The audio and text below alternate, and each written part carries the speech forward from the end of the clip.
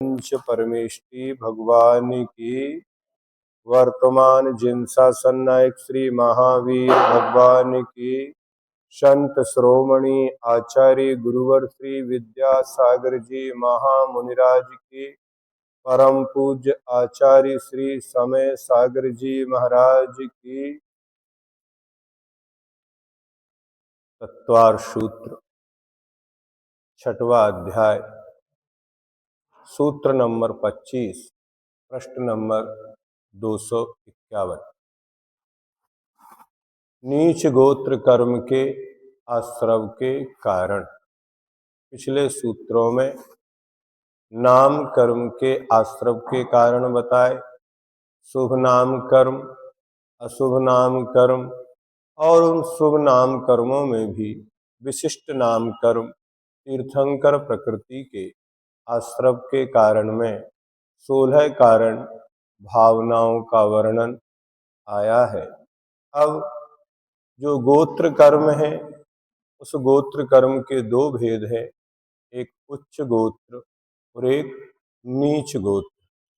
तो कौन से परिणामों से कौन से गोत्र का आश्रव होता है, इस गोत्र कर्म का भी परिणामों के ऊपर प्रभाव पड़ता है।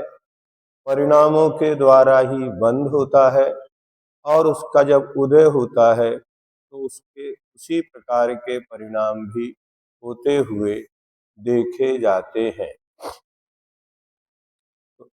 परात्म निंदा प्रशंसे सद सद गुणोच्छादनोद भावने च नीचैर गोत्रस्य।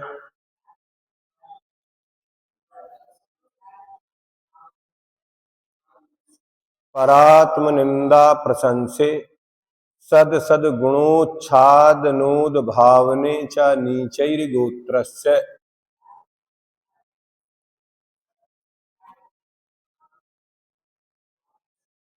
दूसरे की निंदा और अपनी प्रशंसा करना,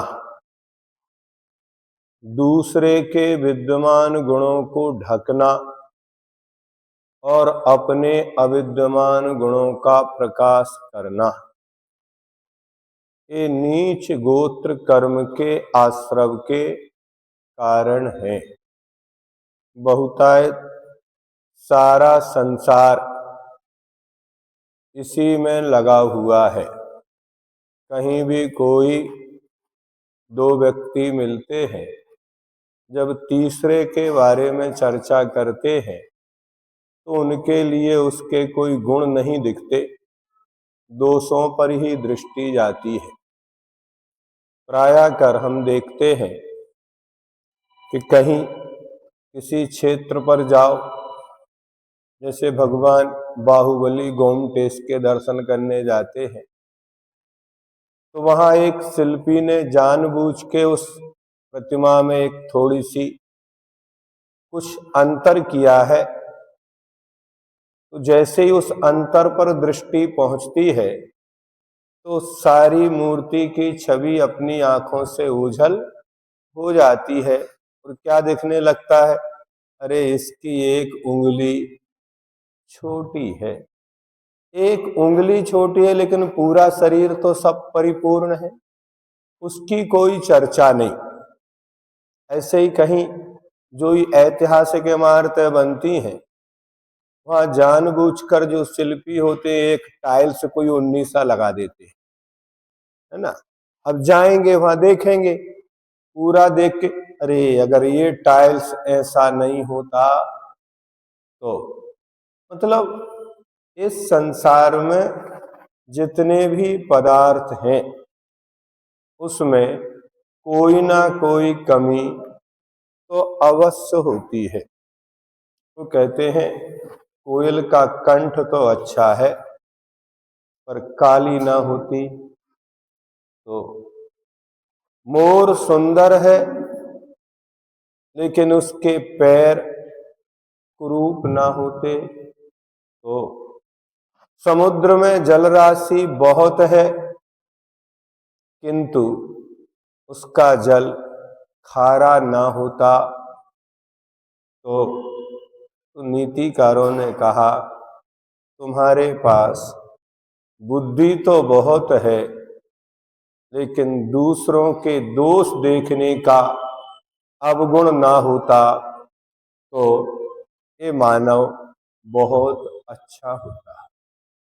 एक ही बुराई है प्रत्येक वस्तु में। किसी के पैर खराब है, किसी का स्वाद खराब है, किसी का कोई अन्य चीज है, लेकिन सबसे बड़ी खराबी ये है कि मनुष्य दूसरों के दोष देखता है, अपने दोषों को नहीं देखता। और देखता है इतना ही नहीं, वो कहते दोषज्ञ तो होना चाहिए, दोषों का ज्ञान तो हो, लेकिन दोषवादी नहीं होना चाहिए।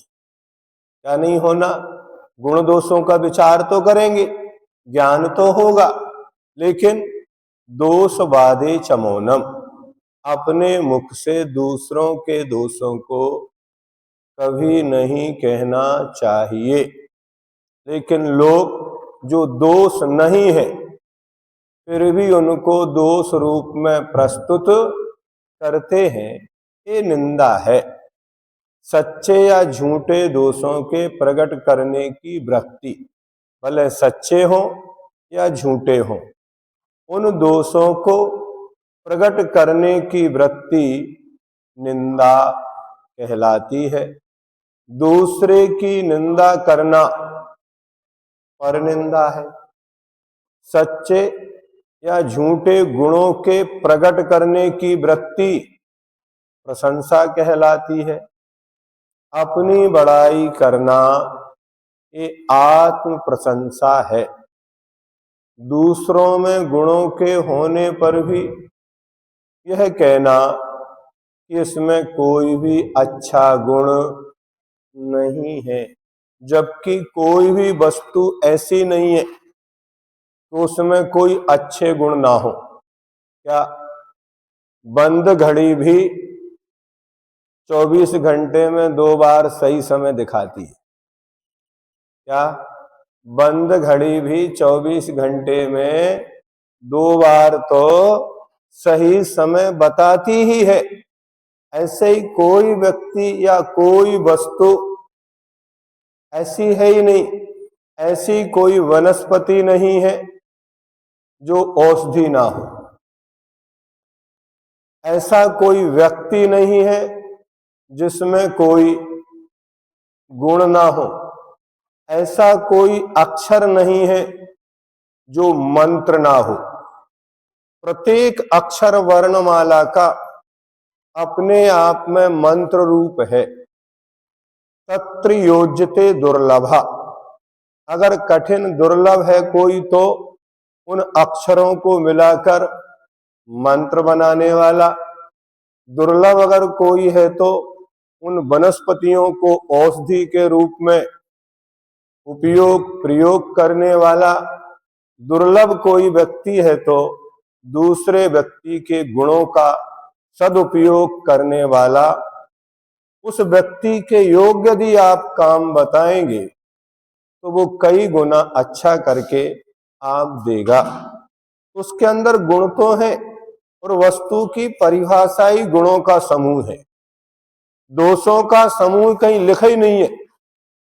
वस्तु का स्वभाव क्या है, द्रव्य किसे कहते हैं?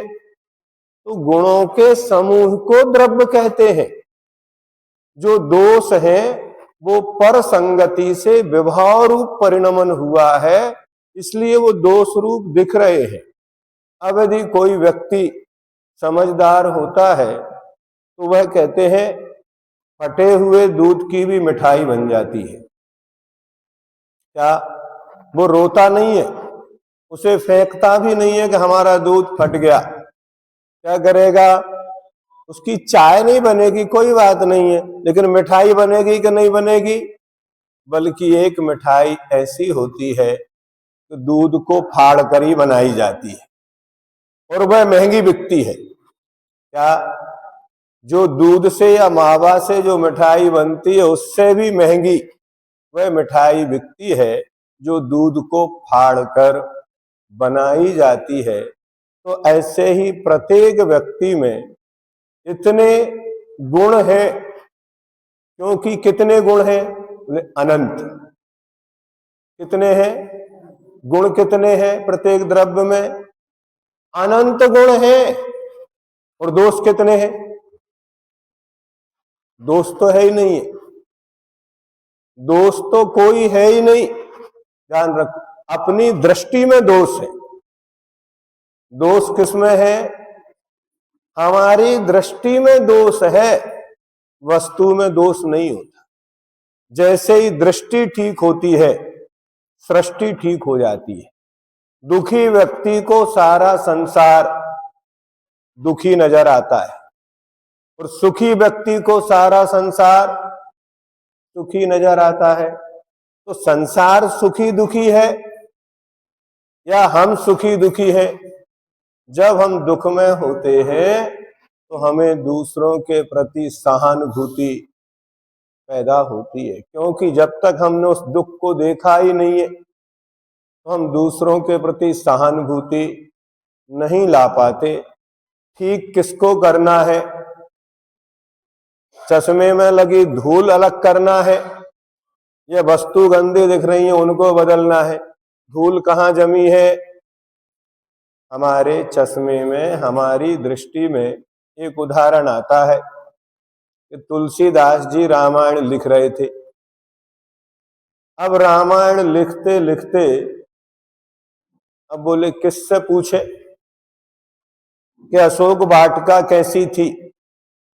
तो हनुमान जी को बुलाया, आप बताएं। तो उन्होंने बताया वहां जो भी वस्तुएं थी सब लाल थी, जो भी वृक्ष थे वो लाल थे, जो भी पत्र थे, फूल थे, वहां सब क्या था? लाल ही था। ऐसा तो संभव हो नहीं सकता कि एक बगीचे में सभी लाल हो। क्या? तो सीता से पूछा कि कैसा था? बोले वहां तो बरसात ही होती रहती थी और कुछ नहीं होता। उस बगीचे में क्या होता था? बरसात ही होती थी। भाई 4 महीने बरसात हो, 4 महीने में भी कुछ दिन हो, ऐसा भी नहीं है। तब रामचंद्र जी को बुला के पूछा कि कैसा था? उन्होंने कहा जैसा था वैसा उन्होंने बता दिया। क्योंकि हनुमान जब वहां पहुंचे तो क्रोध में लाल थे। इतना क्रोध था कि उन्होंने लंका को ही जला के लाल कर दिया। सबसे पहले वो गए तो उन्हें समुद्र में जो कोट बना था वो भी अग्निमयी मायामयी कोट था। वो कैसा था? अग्नि की ज्वालाएं निकल रही थी। वस्तुतः वस्तु जैसी होती है वैसी ही होती है, शब्दों के अनुसार वस्तु नहीं होती। हम शब्द को ही, नए को ही वस्तु मान लेते हैं, और ऐसा मानने से वस्तु व्यवस्था छिन्न भिन्न हो जाती है, फिर वो उस प्रकार रहेगी नहीं। अगर आप वैसा मानने लगे तो वस्तु वस्तु ही नहीं रहेगी। जैसे आप चश्मा लगाते, एक दूर दृष्टि और एक निकट दृष्टि। जब निकट की दृष्टि का चश्मा लगा के हम किसी वस्तु को देखते हैं तो वो बड़ी दिखती है, ऐसा होता कि नहीं होता? और दूर दृष्टि का जब चश्मा लगाते तो वस्तु हमें पास नजर आती है। अब अगर चश्मा लगाने से वस्तु पास आ जाए तो क्या होगा फिर? है? और अक्षर यदि बड़े हो जाए तो पुस्तक में से निकल के बाहर आ जाएंगे। हमें देखने में आ रहा है, बोलने में आ रहा है, कहने में आ रहा है, लेकिन वस्तु जैसी है वैसी ही रहेगी। इसलिए प्रमाण की आवश्यकता पड़ती है। अप्रामाणिक वचन नहीं बोलना चाहिए। निंदा जब भी होती है हम प्रमाण का सहारा छोड़ देते हैं, आगम का अवलंबन छोड़ देते हैं और कसायों का अवलंबन, पापों का अवलंबन जब लेते हैं, पर की निंदा जब भी होगी कसाय भाव के साथ ही होगी, और स्वयं की प्रशंसा भी जब होगी तो भी कसाय भाव। एक में क्रोध माया है, दूसरे में मान माया है, लोभ है। इनके कारण ही एक कसाय हमें नीच गोत्र का वंद कराती हैं। नारकी को और त्रियंच को नीच गोत्र का ही उदय होता है। इसको, नारकी को और त्रियंच को, वे सम्यक दृष्टि हो, छायक सम्यक दृष्टि हो, देशवृत्ति हो, अणुवृत्ति हो, तो भी कौन सा उदय होगा? नीच गोत्र का ही उदय होगा। और देवों में उच्च गोत्र का ही उदय होता है। वे चाहे भवनवासी हो, व्यंतर हो, ज्योतिषी हो, वैमानिक हो, किलविषिक हो, आभियोग जाति के हो, असुर कुमार जाति के हो, किसी भी जाति के हो, लेकिन उनको कौन से गोत्र का उदय होगा? उच्च गोत्र का ही होगा। भोग भूमि में रहने वाले मनुष्यों को उच्च गोत्र का, और त्रियंशों को नीच गोत्र का ही होगा, क्योंकि वहां कोई दूसरी व्यवस्था है नहीं है। जैसे नरक में कोई दूसरी व्यवस्था नहीं है, उसी प्रकार त्रियंश गति में भी कोई व्यवस्था नहीं है। जो कर्म भूमि के मनुष्य हैं उनको उच्च गोत्र या नीच गोत्र दोनों में से कोई भी उदय हो सकता है। अब वैषम्य में क्या देखा जाता है? उच्च गोत्र में तो पैदा हुए और आचरण नीच गोत्र का करने लगते हैं। कुछ नीच गोत्र में पैदा होकर भी उच्च गोत्रियों की संगति में आकर वे उच्च आचरण कर लेते हैं। इसलिए उच्चम नीचम चरणम, ऊंच और नीच आचरण ही उस गोत्र कर्म का परिचय देता है। जिस गोत्र में जो जीव जन्म लेता है उसके संस्कार उसके जाते नहीं हैं। वो कितनी ही ऊंचाई पर पहुंच जाए फिर भी उसके जो संस्कार हैं कुल परंपरा के, इसलिए देश कुल जाई शुद्धा, ऐसा लिखा है कि कौन मोक्ष मार्ग में आगे बढ़े, आचार्य कौन बने, श्रवण कौन बने।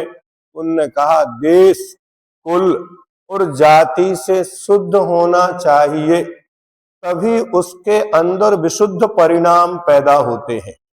अगर जाति से, कुल से, देश से वो विपरीत उत्पन्न हुआ है तो उसमें उतनी विशुद्ध परिणामों की संभावना नहीं होती है। यस्मन कुले तुम उत्पन्ने, जिस कुल में तुम पैदा हुए हो, तत्र गजा न हन्यते, वहां हाथी नहीं मारे जाते, ऐसा कर्मकांड जी की प्रस्तावना में लिखा हुआ है गोत्र कर्म के लिए। एक सियार अपने बच्चों को जन्म देकर मां मर जाती है, सिंघनी उन बच्चों को पालती है। यद्यपि उन्हें सिंघनी का दूध पिलाया गया, क्या किया? सियार के बच्चों को सिंघनी का दूध पिलाया गया। सिंघनी ने अपने बच्चों के साथ ही रखा। जब धीरे धीरे वो बड़े हुए, जब बड़े हुए तो जो सिंघनी के बच्चे थे शेर, वो हाथी का शिकार करने के लिए आगे बढ़े। तो सियार के बच्चे कहते क्या करते हो, दिखता नहीं है? ये हाथी कितना बड़ा है, हमको मार डालेगा। तो मान तो गए क्योंकि उम्र में वो बड़े थे, तो उनकी बात मानते थे, वापस आ गए। लेकिन आकर अपनी माँ से कहते हैं, माँ अब कल से हम इनके साथ नहीं जाएंगे क्योंकि ये डरपोक है। ये क्या है? ये डरपोक है। जब हम हाथी का शिकार करने के लिए जा रहे थे तो इनने खुद तो आगे बढ़े नहीं और हमारे अंदर भी हीन भावना भर दी। इसलिए नीतिकार कहते हैं ऐसे लोगों के साथ नहीं रहना चाहिए जो आपको हतोत्साहित करें। जो किसी काम में आपकी प्रशंसा ना करें, आपको आगे ना बढ़ाएं, उनके साथ नहीं रहना चाहिए। उन्होंने कहा माने सिंगनी ने कि बेटा अब तुम आज से अपनी जाति के लोगों के साथ रहो।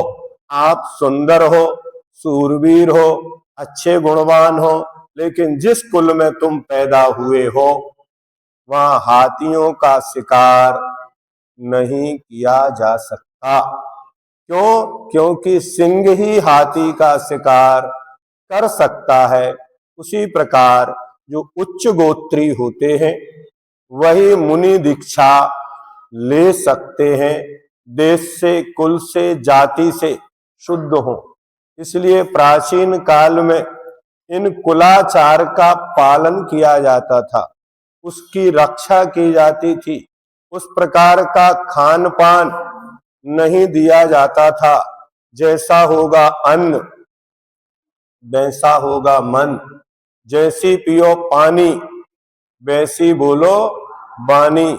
और जिनके संगति में रहोगे, अगर विष्णी जीवों के संगति में रहोगे, जुआरियों की संगति में रहोगे, तो तद्भव मोक्षगामी भी जुआरी हो जाते हैं। क्या? वे भी जुआ खेल लेते हैं। हाँ, इतिहास में 2 घटनाएं हैं, ध्यान रखो। 14 वर्ष के लिए रामचंद्र जी भी वनवास गए और 14 वर्ष के लिए पांडव भी वनवास गए, लेकिन रामचंद्र जी बन गए इसलिए राम बन गए, लेकिन पांडवों के प्रति किसी ने सहानुभूति नहीं दिखाई, किसी ने उनको भगवान नहीं माना, किसी ने उनको आदर्श नहीं माना, क्योंकि वो जुए में राज्य हार कर वनवास गए थे। और रामचंद्र जी अपने पिता की आज्ञा मानकर वनवास गए थे। बहुत अंतर होता है, दोनों ही वन में रहे, सब कुछ किया, लेकिन जुआ खेलकर अगर वनवास जाएंगे तो क्या उनकी कोई प्रशंसा करेगा? नहीं कर सकता। इसलिए जो गुण है उसी प्रकार विभीषण थे। यद्यपि विभीषण रामचंद्र जी के कौन थे?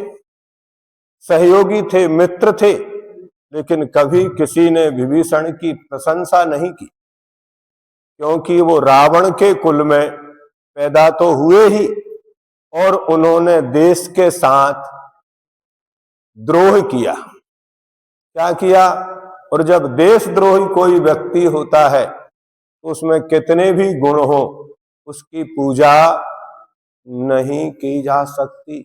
इस संगति का प्रभाव अथवा जिस कुल में उत्पन्न हुए हैं उसका प्रभाव, अथवा जिस क्षेत्र में उत्पन्न हुए हैं उस क्षेत्र का भी प्रभाव उसके साथ जाता नहीं है।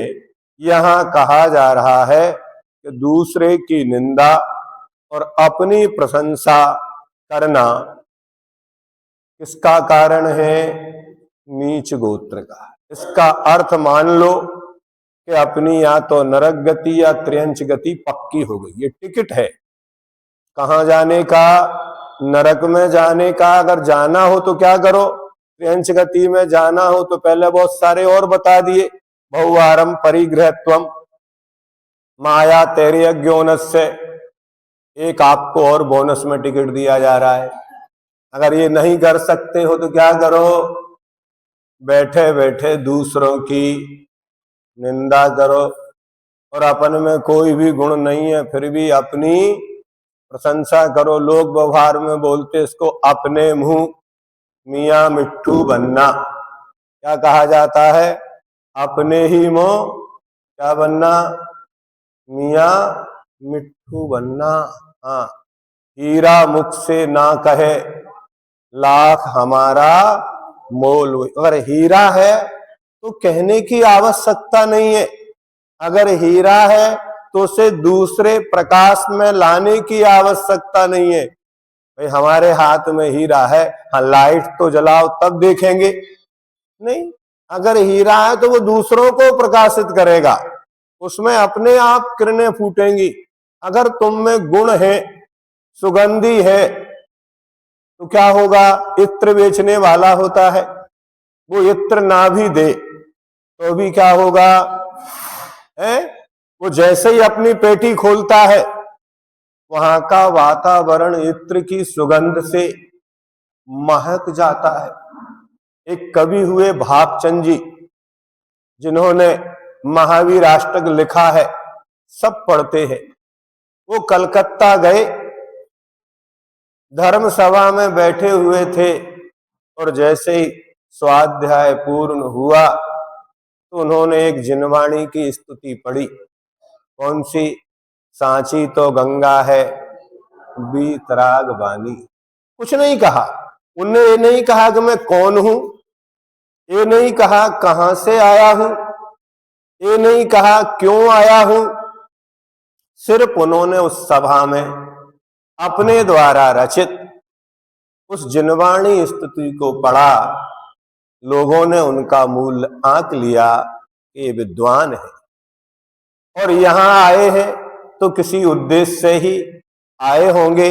लोग उनको अपने घर ले गए, भोजन कराया, रहने के लिए मकान दिया, साधन दिए और अपने पास रख लिया। तो अपने गुणों का कहीं कोई, हाँ, दूसरों के गुणों का प्रकाशन करना चाहिए, लेकिन अपने गुणों का होता उल्टा है कि अपने अविद्यमान गुणों को भी हम प्रकाशन करते हैं और दूसरे के विद्यमान गुणों को ढकते हैं। इससे नीच गोत्र कर्म का क्या होता है, आश्रव होता है। अब लोग कहते हम तो सच्ची बात कह रहे, वो कह रहे सच्चे या झूठे, क्या दोस्त चाहे सच्चे हो या झूठे हो, उनको प्रकट करने की वृत्ति जो है, मतलब आदत, दूसरों की निंदा करना हमारा स्वभाव ही बन गया है। अगर कहीं कोई चर्चा सुन के आ गए और उसका सबसे अच्छा विज्ञापन केंद्र है मंदिर, कहां है सबसे, क्योंकि घर घर तो अपन जा नहीं सकते हैं, तो मंदिर में सब आते हैं, मिल जाते हैं। तो जो जो अपन ने सुना है, देखा है, कान में मंत्र फूंक दिया और आगे बढ़ गए। अब आपने उसके कान में फूंका, वो दूसरे के कान में कहेगा, वो तीसरे के में कहेगा, और शाम तक तो जैसे पानी में एक बूंद तेल की डाल दो तो पूरे पानी की सतह पर तैर जाती है, ज्यादा नहीं डाली जाती। कितनी? एक बूंद भी अगर पानी में डाल दो तेल की तो क्या होगा, पूरा पानी ऐसा लगेगा जैसे ये पूरा एक बूंद ने पूरे पानी को ढक दिया।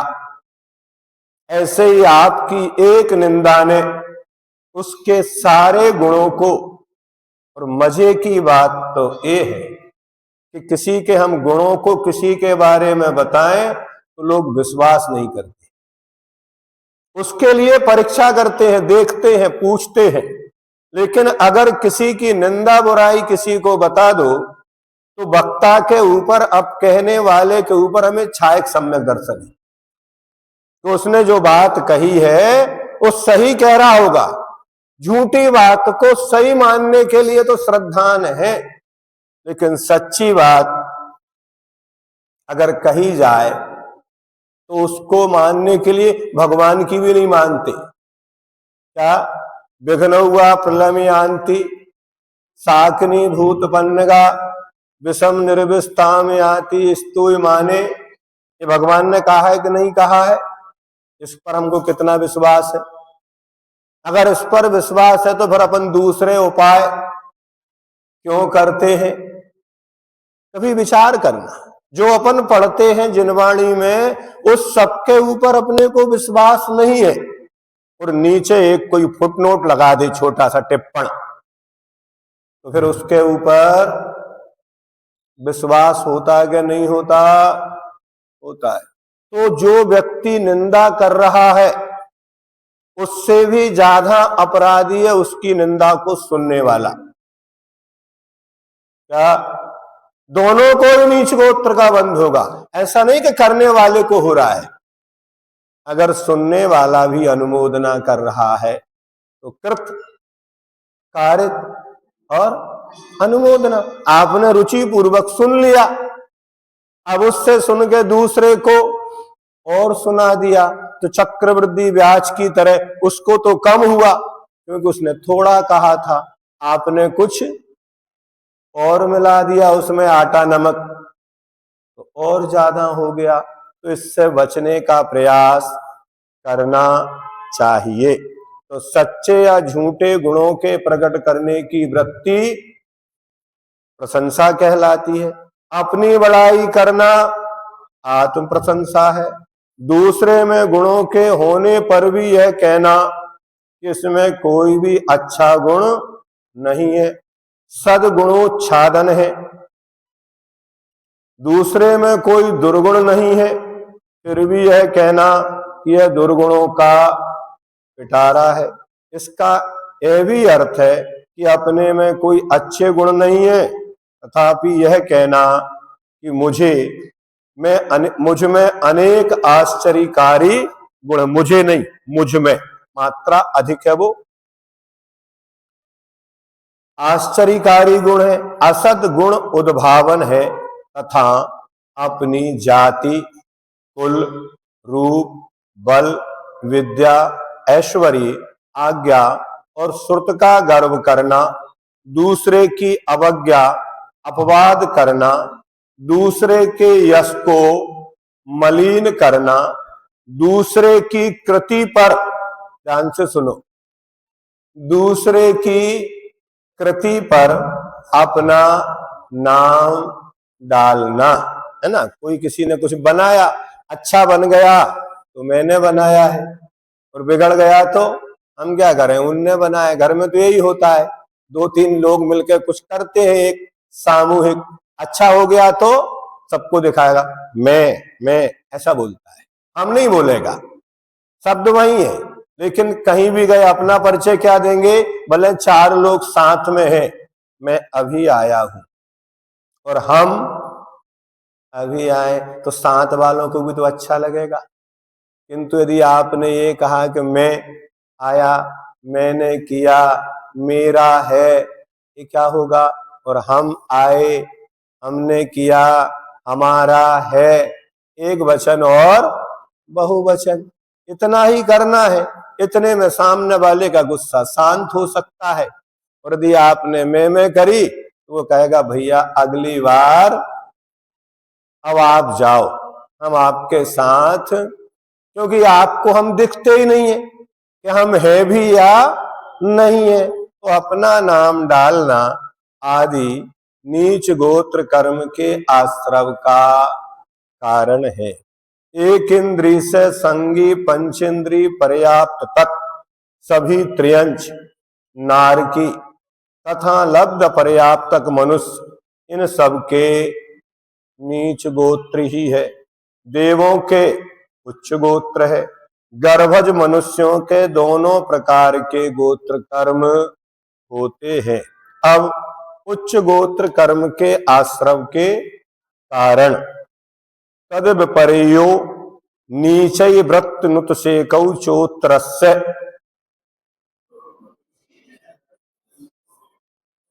तद विपर्यो नीचै व्रत नुत सेकौ चोत्रस्य,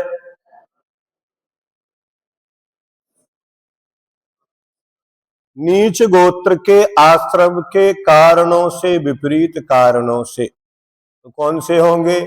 पर की निंदा की जगह अपनी निंदा, अपनी प्रशंसा की जगह दूसरे की प्रशंसा, दूसरे के विद्यमान गुणों को ढकने की जगह अपने विद्यमान गुणों को ढको, और दूसरे के अविद्यमान गुणों को प्रकट करो और अपने अविद्यमान गुणों को क्या करो, ढको, है ही नहीं है।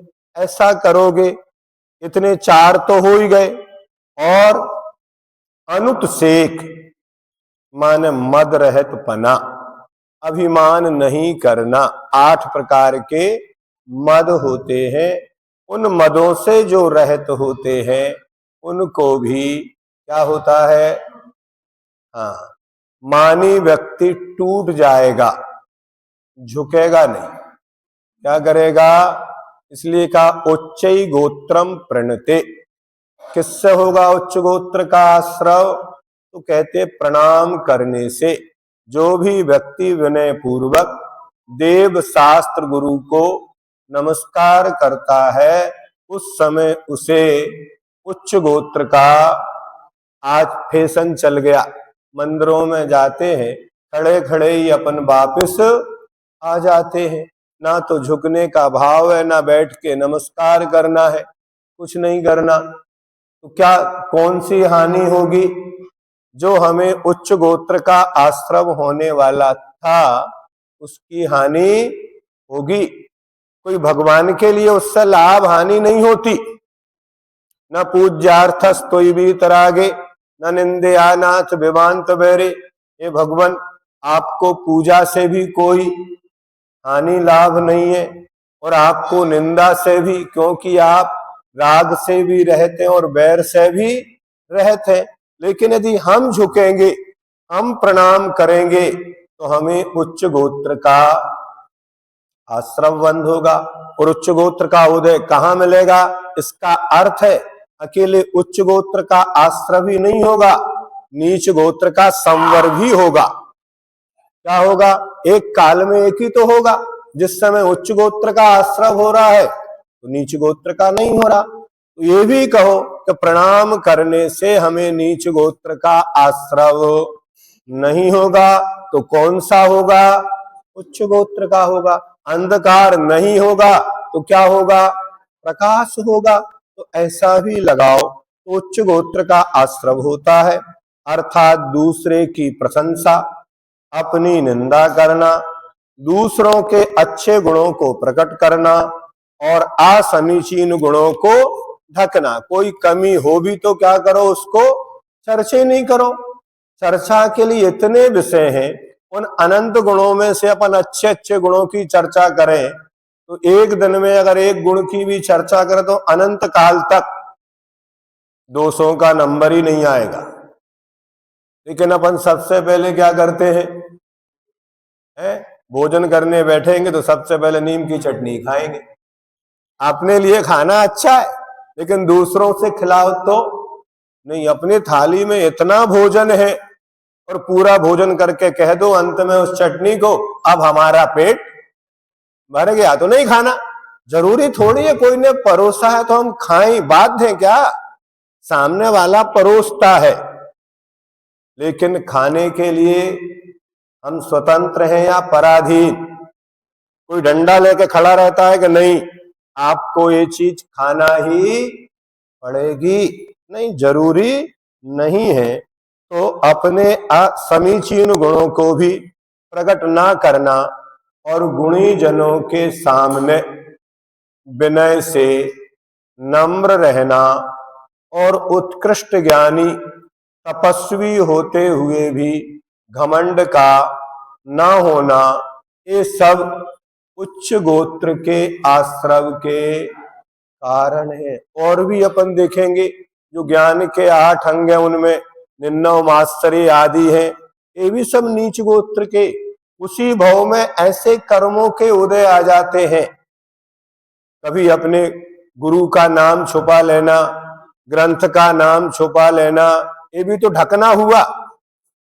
एक उदाहरण आता है कि एक महाराज थे, अब उन्हें बहुत सारा क्षयोपशम था, ज्ञान था, लेकिन उनके गुरु थे, उनकी प्रसिद्धि कम थी, सुंदर नहीं थे, तो उन्हें अपने गुरु का नाम लेने में लज्जा आती थी। क्या आती थी, कभी भी अपने माता पिता या गुरुजनों के प्रति ऐसा व्यवहार, कई आप वीडियो आते हैं, उदाहरण आते हैं, कहानी आती है, माता पिता अगर उसके ऑफिस में पहुंच गए तो कहता है कौन है, ये हमारे गांव से आए, बाहर बिठा देता है, ये नहीं कह पाता कि ये मेरे माता पिता है। ध्यान रखो, कमल कितना भी सुगंधित क्यों ना हो, खिलता कहाँ है, बोलो, अब कमल ही अगर कीचड़ से घृणा करेगा तो उसका अस्तित्व क्या रहेगा? हम सबकी उत्पत्ति एक ही तरीके से हुई है। वैराग्य के लिए चिंतन करो वहां तक तो ठीक है, लेकिन दूसरों को नीचा दिखाने के लिए अपन कहें तो आज भले ही हमारे पास सब कुछ है, सारी सुविधा है, लेकिन एक दिन हम भी उसी कीचड़ में से निकल के आए कि नहीं आए। तो अपने अतीत को कभी भी भूलना नहीं, और जो अपने अतीत को याद रखते हैं उन्हें कभी अहंकार नहीं होता। अहंकार उन्हीं को होता है वो अपने अतीत को भूल जाते हैं।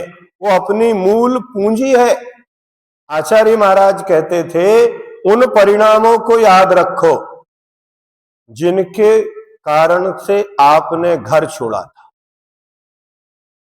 उन परिणामों को आप पूंजी बना के रखो जिससे आपको संसार से विरक्ति हुई थी। वो आपकी पूंजी है। आपको वैराग्य क्यों हुआ था? आपने वो कौन सा दृश्य देखा था? अपन तो ठीक है, तीर्थंकरों के वैराग्य के कारण आज भी सुरक्षित है।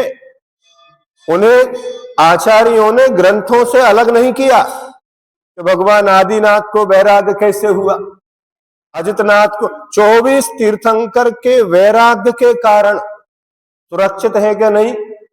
एक को भी अलग नहीं किया, नहीं इनकी क्या आवश्यकता है, अब हमें तो आत्मा की बात करो, उनके वैराग्य से हमें क्या होना है, ऐसा लोग कह देते। नहीं, अपना जो मूल स्थान है, अपना जो मूल उत्पत्ति है, कभी उसको अपनी दृष्टि से गौण नहीं करना। वो आपके वैराग्य के लिए भी कारण है तो दूसरे के सम्मान के लिए भी कारण है। फिर आपको अहंकार नहीं, भैया हमारी दशा तो आपसे भी बहुत बुरी थी, आप तो बहुत अच्छे हैं, हमें तो कुछ भी नहीं आता था, हम तो इनकी कृपा से इतना ज्ञान प्राप्त कर पाए, इन माता पिता की कृपा से शरीर यहां तक इतना बड़ा हो पाया, अन्यथा क्या होता, कुत्ता बिल्ली खा जाते, कहीं नष्ट हो जाता, वहीं मलमूत्र में ही पैदा होकर सड़ जाता, होता कि नहीं होता। लेकिन उनका परिचय देने में हमें लज्जा आती है, तो फिर ठीक है, अगली पर्याय में समूर्छन पर्याय में पैदा हो गई। बिल्कुल सीधी बात है। जो माता पिता का सम्मान नहीं कर सकते उनकी अगली पर्याय समूर्छन उनके माता पिता होंगे ही नहीं, और एक इंद्रिय भी समूर्छन होता है। अगर आपने मुख से नहीं कह पाए तो फिर बोलने के लिए जिह्वा भी, फिर अपना दुख भी आप व्यक्त नहीं कर पाएंगे। प्रशंसा तो बहुत दूर की बात है। काल अनंत निगोद मझार, बीतो एक इंद्री तरधार, वहीं जाता है। जिनवाणी की गद्दी पर बैठकर, जिनवाणी का अधिकारी होकर अगर जिनवाणी के विपरीत व्याख्यान करता है तो ऐसे जीवों के लिए एक ही अवस्था बताई गई, नरक नहीं। नरक में तो सम्यक दर्शन हो जाता है, नरक में तो जाति स्मरण है, नरक में तो धर्मोपदेश है, लेकिन निगोद में ना कोई जाति स्मरण है, ना धर्म श्रवण है, ना सम्यक दर्शन है, मात्र कर्म फल, इसके अलावा कुछ भी नहीं। कर्म भी नहीं कर सकता वो, वहां से निकलने का भाव भी नहीं कर सकता। इसलिए ऐसे नीच गोत्र का आश्रय होता है। उन परिणामों से प्रत्येक जीव को बुद्धिपूर्वक, अबुद्धिपूर्वक नहीं, हमें बुद्धिपूर्वक बचना है। ऐसे निमित्त मिले, प्रसंग आए, जब तक नहीं मिले तब तक हम कोई की निंदा नहीं करते। अकेला व्यक्ति बड़बड़ा सकता है, किसी की निंदा नहीं कर सकता। उसको निंदा करने का प्लेटफॉर्म दूसरा देता है। हाँ, पहुंच गए उस, क्या हो रहा है, क्या चल रहा है, और जूना पुराना क्या है, कोई नई बात हो तो बताओ।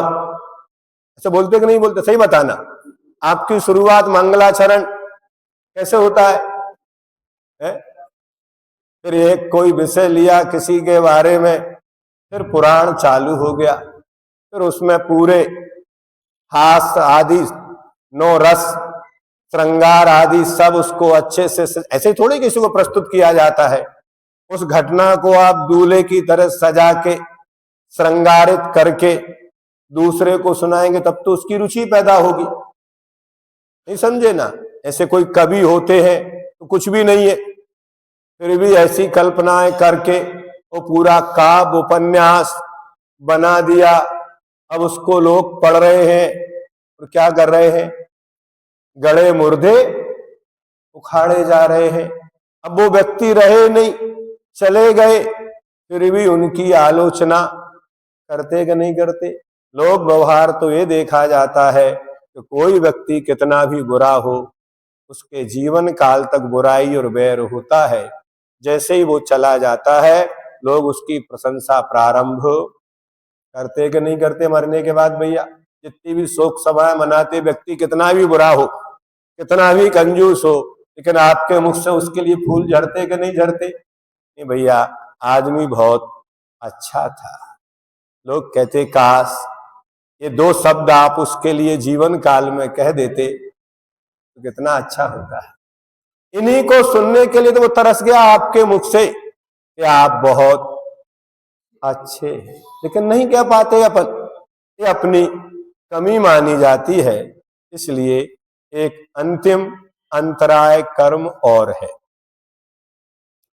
अंतराय कर्म के आश्रम के कोई ज्यादा कारण नहीं है, एक शब्द है, विघ्न करणम अंतरायस्य। विघ्न करणम अंतरायस्य। हाँ, विघ्न माने पर के, दान, लाभ, भोग, उपभोग और वीर में विघ्न डालने से अंतराय कर्म का आश्रव होता है। गौमठ सार जी में इनके दृष्टांत दिए हैं। तो यहां विघ्न कर्म को भंडारी की उपमा दी है, नाम कर्म को चित्रकार की दी है, गोत्र कर्म को कुंभकार की दी है ना, और ज्ञानावरणी दर्शनावरणी को वस्त्र और द्वारपाल, है ना। फिर शहद लपेटी तलवार वेदनी कर्म के लिए, और मोहिनी कर्म के लिए मदिरा पान, ऐसी है ना। और आयु कर्म के लिए बेड़ी की दी है, और नाम कर्म के लिए चित्रकार की दी है। तो ऐसे वहां नाम आए हैं। वास्तव में ऐसे ही अंतराय कर्म कब बनता है? तो विघ्न डालना। अब किसी ने कोई दान दे रहा है और आपने नहीं, अपने को अभी यहां दान नहीं देना, रुको। कोई बोली ले रहा है, आपने उसका हाथ दबा दिया, आपका सम्मान करता है, मान गया, आपने क्या किया? दान डाल दिया, अंतराय डाल दिया। कोई व्यक्ति आया कुछ मांगने के लिए, सेठ जी ने कह भी दिया जाओ वहां से ले लो, मुनीम जी बैठे हैं गद्दी पे, आप हमारा बोल देना। मुनीम जी कहते हैं सलग में कुछ है ही नहीं है, कहां से दें, जबकि सब कुछ है। ये धन एक ऐसी चीज है जिसके भी हाथ में दे दो वो खर्च नहीं करना चाहता। स्वयं का तो खर्च करना ही नहीं चाहता, लेकिन दूसरे का भी। अब आपका क्या जा रहा है? कोई बैंक वाला आपको मना करता है कि हम आपका चेक क्लियर नहीं करेंगे, आपके बैंक में बैलेंस है, तो वो कोई बहाने बनाता क्या? लेकिन मुनीम जी बहाना बनाते। इसलिए भंडारी, अंतराय कर्म वहां तो है ही। अन्य भी कई जगह कोई आहार दे रहा है, आपने वस्तु छीन के पीछे रख दी, नहीं देने दिया, क्या हो गया? अंतराय। किसी ने कहा हम चौका लगा रहे हैं, आपने कहा नहीं लगाना। किसी ने कहा हम पुस्तक प्रकाशन कर रहे हैं, आपने कहा। तो जितने भी हैं, ज्ञान में, दान में, लाभ में, भोग में, उपभोग में, आपने अंतराय।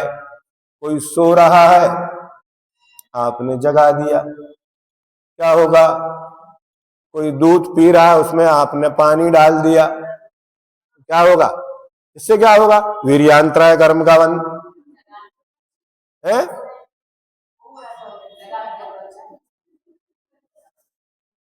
क्या?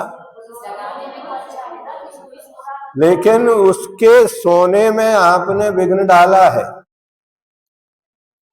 हाँ बिल्कुल, भले आपका कुछ भी अभिप्राय हो, आपने उसके सुख में विघ्न डाला, फिर आपको नींद की गोली खाना पड़ेगी बाद में। उसको तो जगा दिया, अब आपको नींद की गोली खाने पर भी नींद नहीं आएगी, फिर क्या करोगे? हाँ लिखा हुआ है। हाँ, लेकिन सत अभिप्राय पूर्वक अगर कोई मांसाहारी जीव किसी जीव को मारता है तो उस समय उसे बचाने में आपको अंतराय कर्म का बंध, आपका अभिप्राय उस जीव को बचाना है। नहीं तो आप कहो कि भाई चूहा तो बिल्ली का आहार है इसलिए हम नहीं बचाएंगे, या सिंह हिरण को खाता है, या कोई मांसाहारी अन्य किसी को, जहां तक बचा सको उन जीवों की रक्षा आप तन से, मन से, धन से, जैसे बने।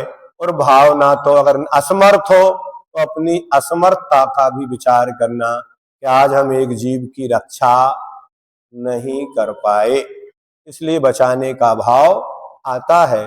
और अवस्थाएं अलग अलग होती हैं। ग्रस्त है तो उसकी अवस्था अलग होगी, त्यागी व्रती है उनकी अलग होगी, मुनि महाराज हैं तो उनकी अवस्था अलग होगी। अब रात्रि का समय और कोई प्यासा व्यक्ति महाराज से कहेगा आप कमंडल से पानी पिला दो, अब पानी भी है, प्यासा भी है, महाराज भी है, क्या वो कमंडल से उसको पानी पिला सकते? नहीं पिला सकते। नहीं महाराज आपको अंतराय कर्म का बंध होगा, आपने प्यासे को पानी नहीं पिलाया, नहीं अवस्था। लेकिन ग्रस्त है तो पिलाएगा, उसकी अवस्था है। लेकिन त्यागी व्रती है उसकी अलग व्यवस्था है, वो खुद नहीं करेगा। लेकिन रात्रि भोजन त्याग कहाँ होता है? छठवीं प्रतिमा में, मतलब पांचवी प्रतिमा वाला भी किसी ना किसी रूप में उसकी इस प्रकार व्यवस्था बना देता है। हाँ, लोग व्यवहार नहीं जानते, व्रतों की अपन विधि नहीं जानते और अपन निष्ठुर या आप व्यवहारिक हो जाते तो उससे भी आलोचना होती है। राजधर्म अलग होता है, समाज धर्म अलग होता है, आत्म धर्म अलग होता है। कहाँ कौन सा धर्म हमें पालन करना है? अगर कोई माँ उसका छोटा बेटा है, भले ही उसने प्रतिमा ले रखी है, उसको दूध पिलाएगी कि नहीं पिलाएगी? पिलाएगी। रात भर वो भूखा नहीं रह सकता है, उसका कर्तव्य है। आपने भले ही उपवास किया लेकिन आप ही भोजन बनाने वाले हैं, तो घर में जितने लोग हैं उन्हें भोजन बना के कराएंगे कि नहीं कराएंगे? हैं? हाँ, ऐसा नहीं होता। आपका उपवास है लेकिन आपके कर्तव्य भी है, आपकी जवाबदारियां भी है, आपको वो भी निर्वहन करना पड़ेगी। अब घर वाले तो ठीक है हमारा उपवास है, और नगर में कोई महाराज है तो यद्यपि उपवास में लिखा है कि अपने को नहाना ही नहीं, द्रव्य भी नहीं धोना, अभिषेक भी नहीं करना, मंदिर में जाके बैठ जाओ, ऐसा लिखा हुआ है। उत्कृष्ट उपवास वही होता है, ना स्नान करता है, ना अंजन है, ना मंजन है, ना तांबू है, ना बसन, ना भूषण, कुछ नहीं, फिर भगवान की पूजा भी नहीं करना द्रव्य धोके, ऐसा कर सकते हो। लेकिन यदि आपने स्नान किया है तो फिर अभिषेक भी करो, नहीं समझे ना? और यदि आपके पास ऐसी जवाबदारियां हैं तो नियम लेते समय पूर्वा पर विचार करके ही संकल्प लेना चाहिए। अन्यथा रोज रोज हर चतुर्दशी अष्टमी आप उपवास करोगे, घर में भोजन नहीं बनेगा तो घर वाले होटल में खाएंगे और उसका दोष आपको लगेगा। क्या? अगर दिन में नहीं खिलाओगे तो वो रात्रि में खाएंगे, ये दोष आपको लगेगा। इसका विचार करना पड़ेगा। किस उद्देश्य से क्या किया? नहीं, हमारा तो उपवास है, हम तो जा रहे हैं मंदिर में, पूजा करेंगे, स्वाध्याय करेंगे। और फिर थोड़ा सा अध्यात्मवादी और बन जाओ तो कोई किसी का नहीं है, ना कोई किसी का बेटा है, ना पति है, ना पत्नी है, तो फिर मंदिर में से घर क्यों आए थे? घर भी तो किसी का नहीं है। घर में तो आओगे लेकिन पति पति नहीं है, बेटा बेटा नहीं है, सास सास नहीं है, ये किसने कह दिया? तो घर भी तो घर नहीं है ना। और शरीर भी अपना, फिर इसको क्यों संभाल रहे हो? फिर मंदिर में ही रहो, जंगलों में चले जाओ। किंतु यदि आपने घर में है, परिवार में है, समाज में है, संस्था में है, पदों पर है, तो आपको अपने कर्तव्यों का निर्वहन करना पड़ेगा, अनिवार्य है।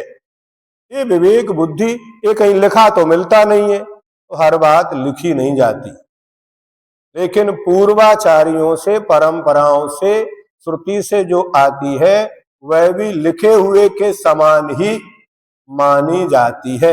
इसलिए बहुत सारी बातें हम बड़ों से सीखते हैं कि हमें किसी के साथ कैसा व्यवहार करना चाहिए। आपने ऐसे अवसर पर क्या किया था? इसको बोलते हैं कुलाचार। क्या बोलते हैं? फिर आता है श्रावकाचार, फिर आता है मूलाचार, फिर आता है समयसार। क्या कुलाचार है नहीं, श्रावकाचार है नहीं, मूलाचार है नहीं, और जीवन में क्या आ गया? बस कई लोग आते, अब आप समयसार पढ़ा दो तो हम पूछते तुमने कुलाचार पढ़ लिया क्या? पहले वो तो पढ़ लो हमसे, है? तुमने कुलाचार पढ़ा क्या? नहीं पढ़ा। तो श्रावकाचार, वो भी नहीं पढ़ा, अगले अध्याय में पढ़ाएंगे। 7वां अध्याय इसका श्रावकाचार और मूलाचार है, और 9वें अध्याय में मूलाचार आएगा। कहाँ? इस 7वें अध्याय में श्रावकाचार पूरा पूरा आएगा, उसको पढ़ो। फिर समयसार की चर्चा वो भी पढ़ाएंगे, लेकिन सवाल हल करने के पहले उत्तरमाला नहीं देखी जाती।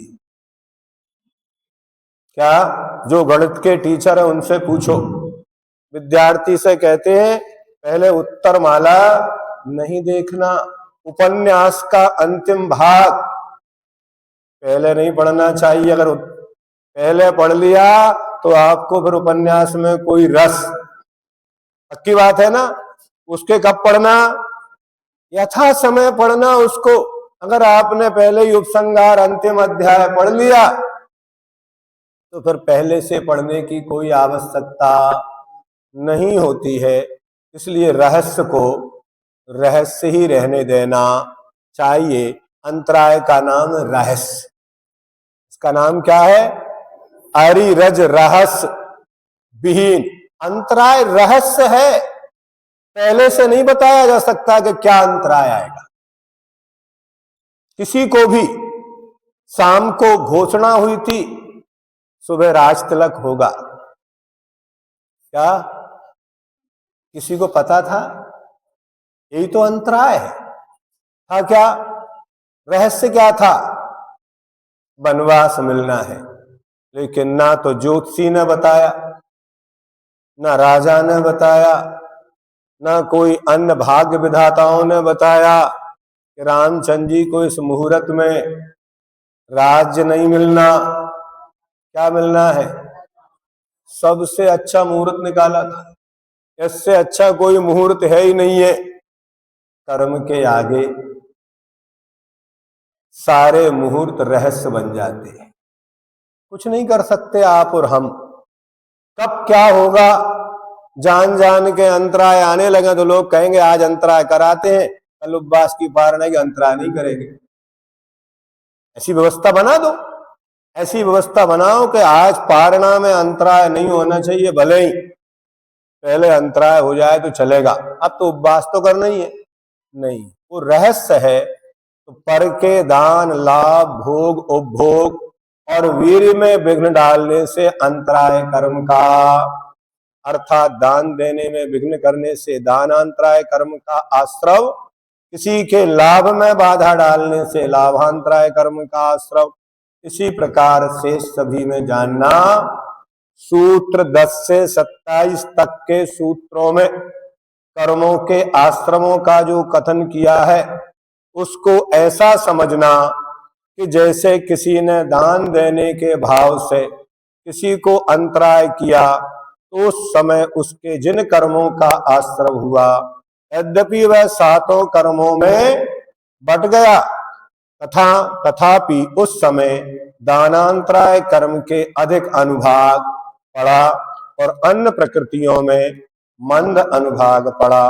प्रकृति और प्रदेश बंध में योग निमित्त है, स्थिति और अनुभाग बंध में कसाय भाव निमित्त है। ये 6वां अध्याय समाप्त हुआ। जानते सूझे लोकालो सो वाणी मस्तक नमु सदा देतु ये जिनवाणी भारती